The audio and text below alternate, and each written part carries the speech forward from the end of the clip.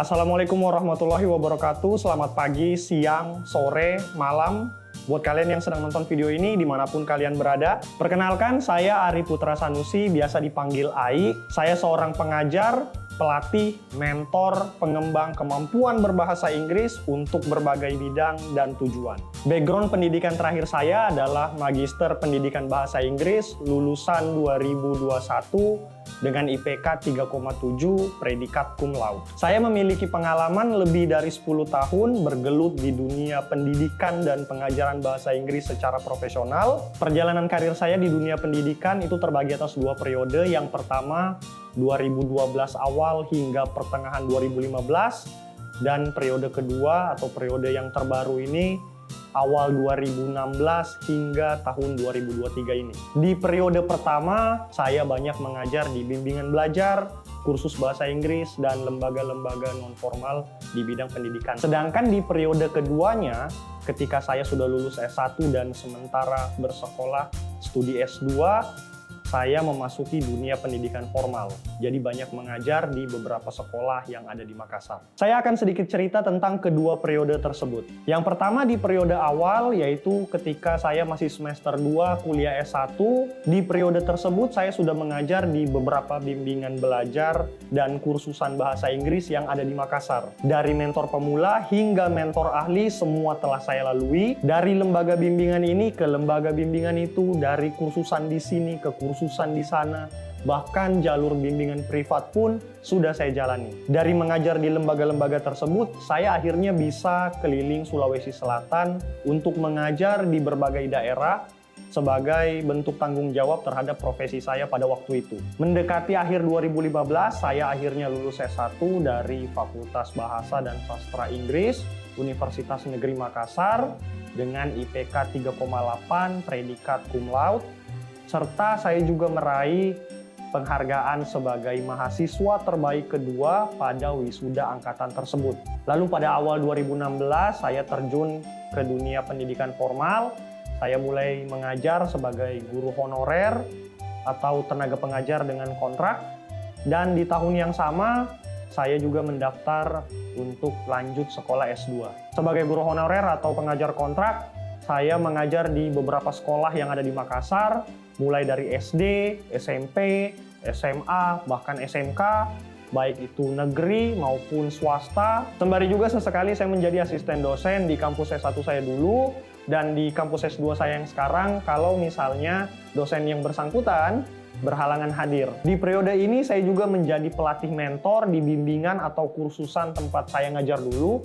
Jadi kalau dulu saya ngajar siswa, sekarang saya ngajar mentor untuk mereka bisa berkembang kemampuan mengajarnya. Dan karena saya mengajar di beberapa sekolah, jadi nama saya cukup dikenal, sehingga beberapa kali saya sempat diminta untuk menjadi pelatih kelas pidato bahasa Inggris atau debat bahasa Inggris tingkat SMP dan SMA. Lalu di pertengahan 2017, saya dipanggil menjadi pengajar TOEFL di salah satu lembaga pusat bahasa yang ada di Makassar dengan kontrak selama 1 tahun. Singkat cerita, saya dipanggil menjadi pengajar di sana karena setelah 3 kali tes, dan by the way saya lulus di semua tes itu, nilai saya dianggap cukup memuaskan bagi mereka di sana untuk kemudian saya dipanggil menjadi pengajar. Habis kontrak di pusat bahasa, tahun depannya di 2018 saya dipanggil menjadi pengajar bahasa Indonesia untuk warga negara asing di bawah naungan sebuah lembaga privat yang ada di Makassar. Kontrak saya dimulai dari tahun 2018 awal-awal hingga akhirnya diberhentikan di 2020. Ya, di tahun 2020 siapa sih yang udah diputuskan kontrak kerjanya ya karena pandemi. Oh ya, flashback dikit, sedari saya lulus S2 hingga pandemi itu, saya pernah terlibat dalam 3 proyek pembuatan buku untuk materi ajar SMP dan SMA di 2 sekolah swasta dan di 1 bimbingan belajar, serta 2 proyek pembuatan kurikulum bahasa Inggris di SMK negeri yang ada di Makassar dan satunya di Sekolah Tinggi Ilmu Kesehatan. Kita kembali lanjut ke cerita sebelumnya. Tahun 2020, di kala pandemi tengah menghajar negara ini, saya pun terkena imbasnya. Kontrak-kontrak saya di sekolah, bimbingan, kursusan, dan lain-lain semuanya mulai diputuskan dan yang tersisa hanyalah sebuah kontrak di salah satu SMP swasta yang ada di Makassar dengan pengajaran online. Jadi mengajar di satu sekolah tadi sembari menyelesaikan studi S2 saya adalah kegiatan back to back yang saya lakukan selama 2020. Dan syukurnya di awal 2021 saya lulus S2, lalu kemudian memiliki gelar magister di kala pandemi membuat saya berpikir untuk mencari peluang-peluang lain untuk urusan finansial selain daripada mengajar di satu tempat tadi. Yang pertama, saya mulai aktif menulis artikel dengan tema pendidikan untuk kemudian dipublikasikan di jurnal dan syukurnya itu berbayar.